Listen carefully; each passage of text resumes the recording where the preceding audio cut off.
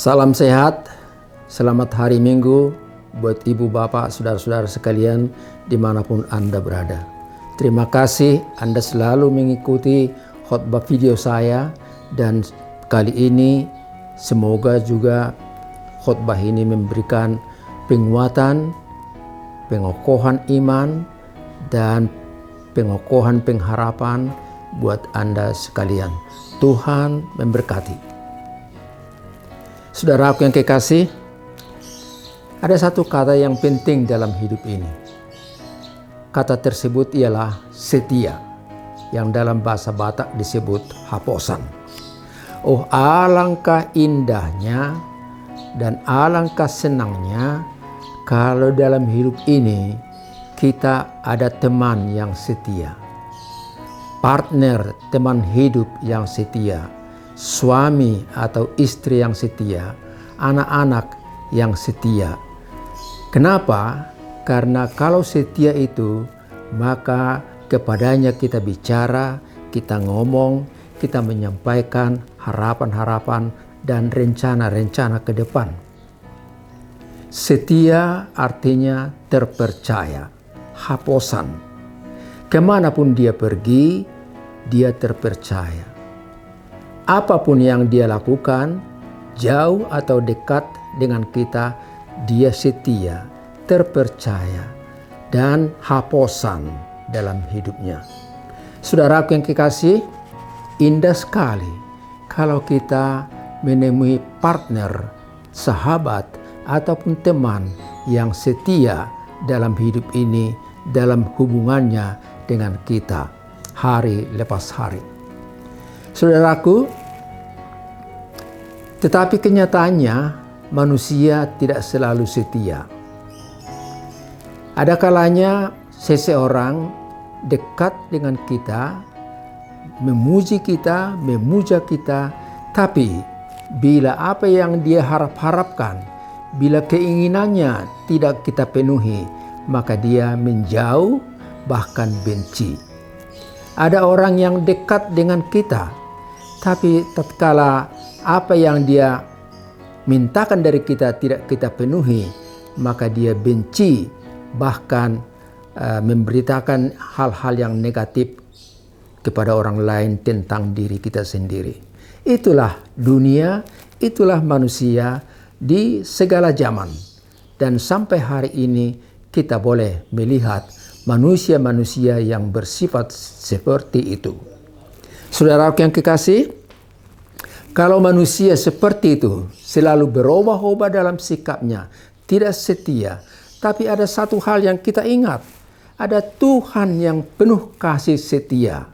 Dikatakan dalam Mazmur pasal 145 ayat 8, Allah itu Allah yang penuh kasih dan setia, dan Dia mendengar apa yang diperlukan oleh manusia-manusia ciptaannya. Dan bukan hanya Mazmur yang berkata begitu, tapi kita temui juga satu lagu dalam Nyanyikanlah Kidung Baru atau NKB nomor 34 dalam buku ND 755.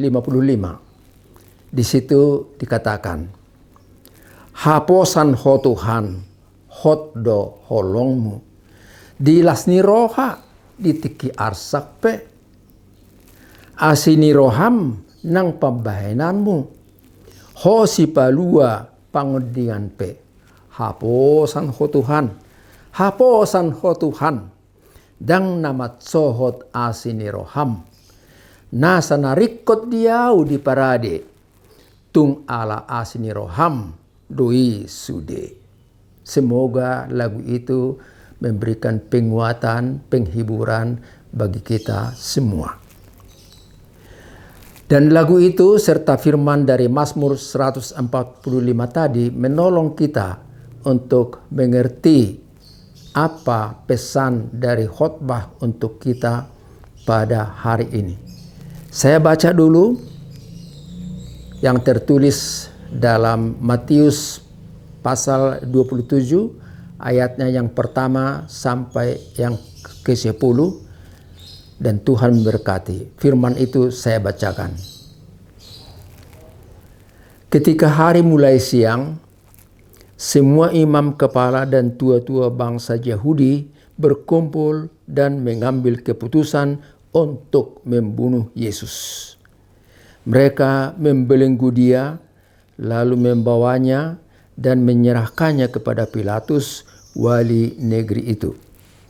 Pada waktu Yudas yang menyerahkan dia melihat bahwa Yesus telah dijatuhi hukuman mati, menyesallah dia.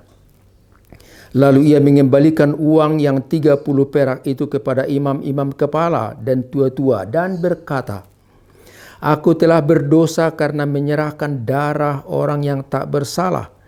Tetapi jawab mereka, "Apa urusan kami dengan itu? Itu urusanmu sendiri." Maka ia pun melemparkan uang perak itu ke dalam bait suci, lalu pergi dari situ dan menggantung diri. Imam-imam kepala mengambil uang perak itu dan berkata, "Tidak diperbolehkan memasukkan uang ini ke dalam peti persembahan, sebab ini uang darah." Sesudah berunding, mereka membeli dengan uang itu tanah yang disebut tanah tukang periuk untuk dijadikan tempat pekuburan orang asing. Itulah sebabnya tanah itu sampai pada hari ini disebut tanah darah.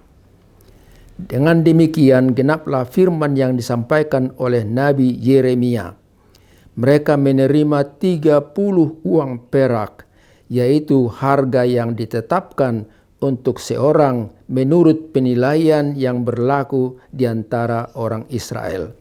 Dan mereka memberikan uang itu untuk tanah tukang periuk seperti yang dipesankan Tuhan kepadaku. Sampai di situ peruntukan firman untuk kita. Saudara yang terkasih, dari firman yang kita baca barusan, ada 2 pesan untuk kita buat menolong kehidupan ini. Pesan yang pertama bunyinya, manusia tidak untuk diperjualbelikan. Manusia tidak untuk diperjualbelikan dan jadi majehehon dengan jolma.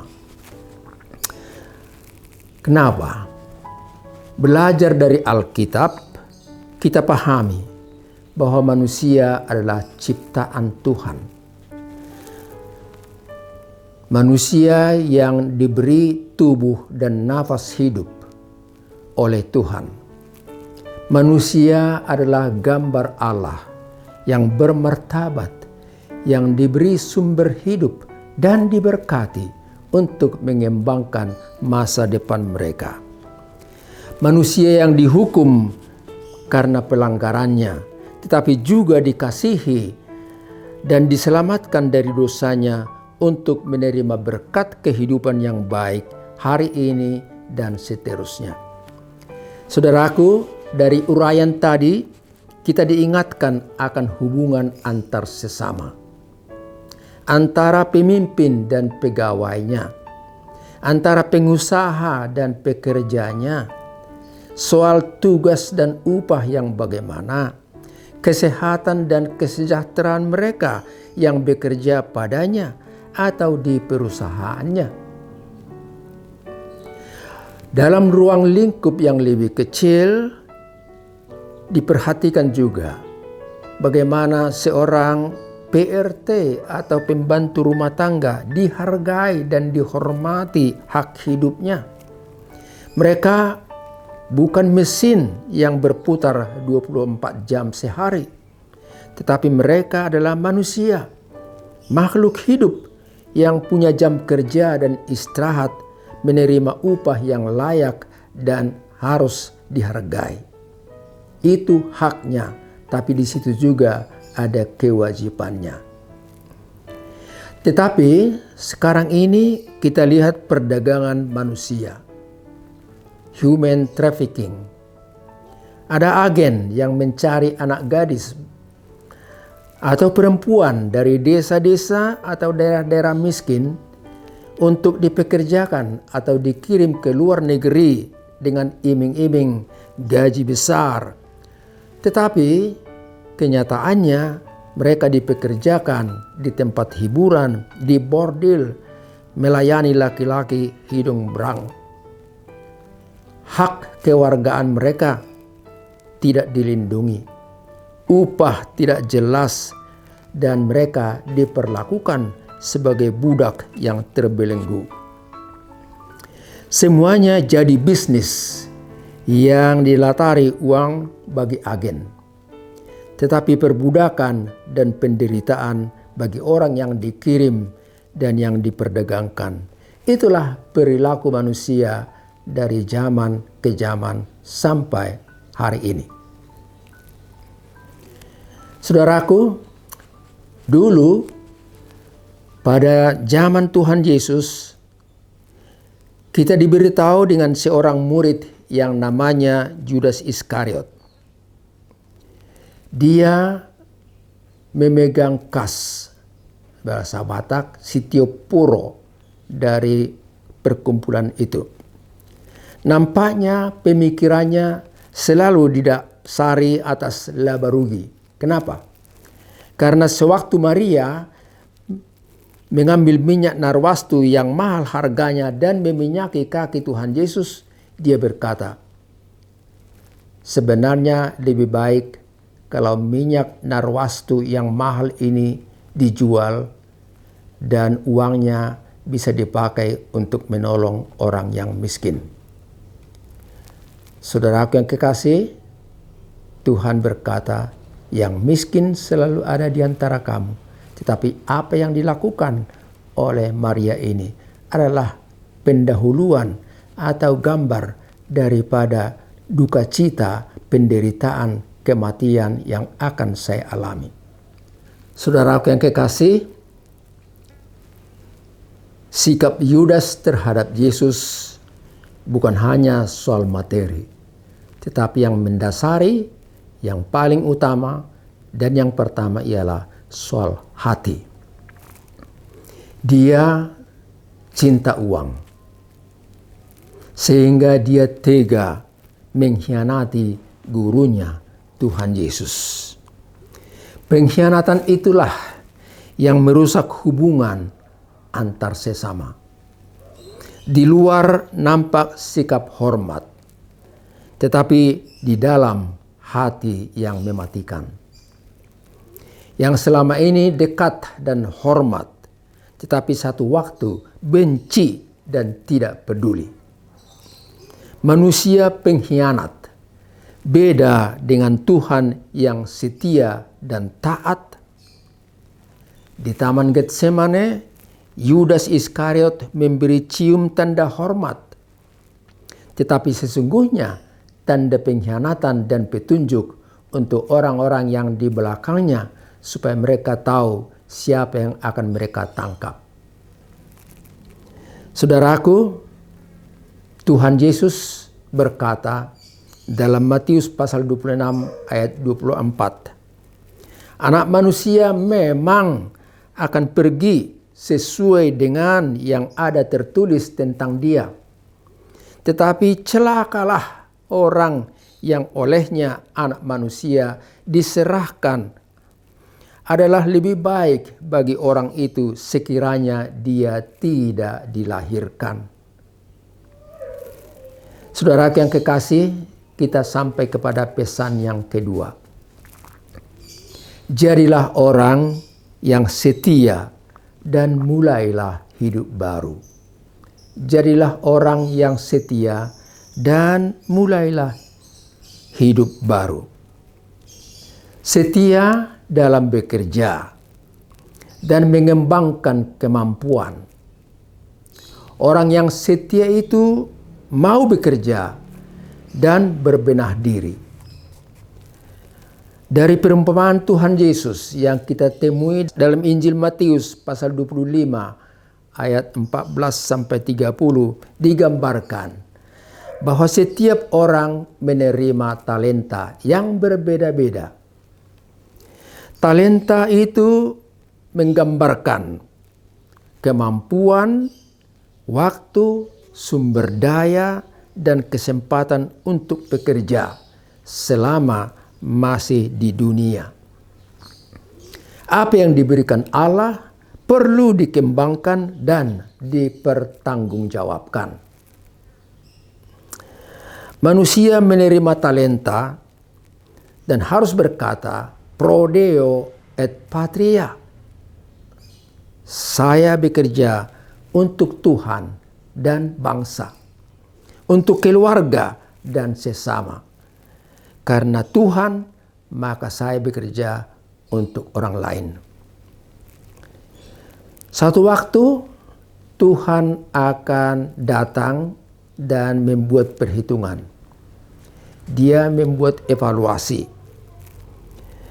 Dan kepada orang-orang yang punya talenta, yang bekerja dengan sungguh-sungguh, yang mengembangkan talenta yang ada pada dirinya, Tuhan akan berkata, engkau setia dalam perkara-perkara kecil, maka kepadamu akan kuberikan jabatan dan tanggung jawab yang lebih besar. Sungguh indah sekali jaminan dari Tuhan yang memberikan talenta kepada kita.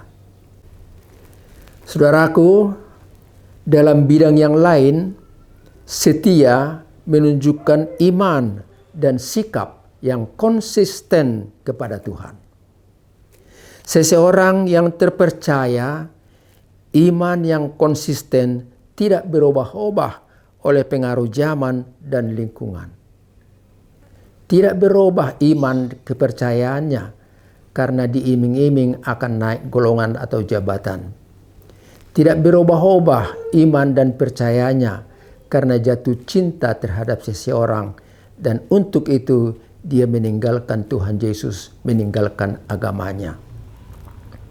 Saudara, setia itu artinya saya taat dan terpercaya tetap bersama dengan Tuhan dalam hidup ini sampai akhir zaman. Saudaraku, hidup baru diawali oleh sikap baru. Dan sikap baru itu diawali dengan pertobatan yang membaharui. Mulailah dengan hal yang baru. Para murid Yesus juga jatuh bangun dalam soal iman seperti kita.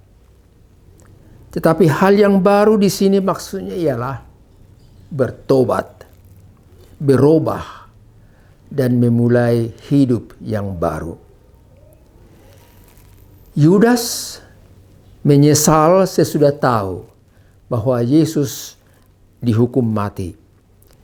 Dia mengembalikan uang yang 30 keping perak itu. Dan diharapkan dengan pengembalian uang itu, maka selesailah urusannya dan berbahagialah dia.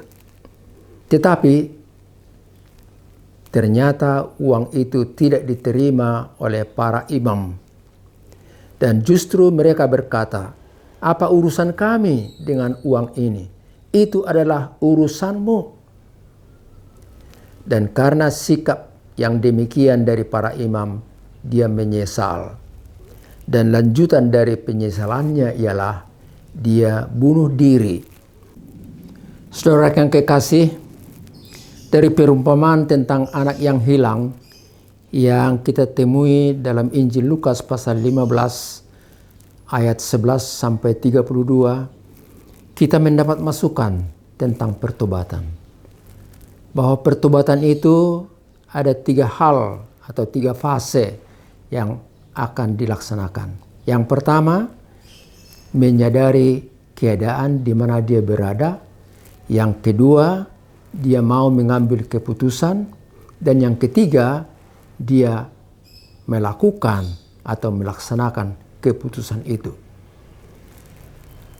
Si anak yang hilang pada ayat 17 berkata, aku dengan keadaanku sekarang ini, aku telah salah dan berdosa. Aku akan kembali kepada Tuhan, kepada Bapakku. Dan yang kedua, dia mengambil keputusan dan berkata, sekarang saya mengambil keputusan untuk kembali pulang menemui Bapakku dan mengaku segala dosa-dosaku. Dan yang terakhir, bukan hanya dalam hatinya dia berkata begitu, tapi yang terakhir dia melaksanakan keputusannya. Dia berangkat kembali menuju bapaknya dan ternyata dia diterima dengan segala senang hati dan dia diakui sebagai anaknya.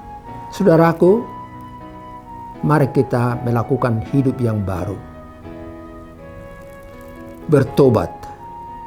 Dan bertobat itu bukan hanya menyesal dalam hati, tapi bertobat itu dilaksanakan dan kembali kepada yang benar, kepada Allah Bapa di sorga. Tuhan memberkati kita sekalian, dan semoga firman ini memberikan masukan yang berharga buat kita. Selamat hari Minggu dan Tuhan memberkati. Amin. Kita berdoa. Allah Bapa di sorga, terima kasih atas firman-Mu. Biarlah itu menjadi masukan bagi kami semua, supaya kami sadar bahwa hidup ini harus saling menghargai. Dan dalam hidup ini bukan hanya uang yang penting, tapi kami harus saling menghormati dan mau setia dalam hidup ini, memulai hidup yang baru. Ampuni kami dari segala kelemahan dan kesalahan kami. Kami berdoa supaya Tuhan memberkati bangsa ini yang ternyata justru pada hari-hari terakhir ini korban daripada virus corona COVID-19 ini semakin banyak. Ampuni kami Tuhan, dan ajar kami untuk taat akan protokol kesehatan soal COVID ini. Kami memakai masker, cuci tangan, menjauhi kerumunan orang banyak. Kami hidup dalam Tuhan. Kami hidup dengan hati yang bersih, dan Tuhan pasti menolong dan menyelamatkan kami. Mampukan pemimpin kami di negara ini untuk membawa negara ini kepada keadaan yang lebih baik lagi, kemakmuran dan persatuan yang lebih baik untuk hari-hari ke depan. Kami berdoa juga untuk gereja-Mu, supaya Tuhan memberkati mereka yang pada hari ini kebaktian-kebaktian di gereja mereka lakukan. Terima kasih Tuhan. Dalam Kristus Yesus kami berdoa dan mengucap syukur. Amin. Setiamu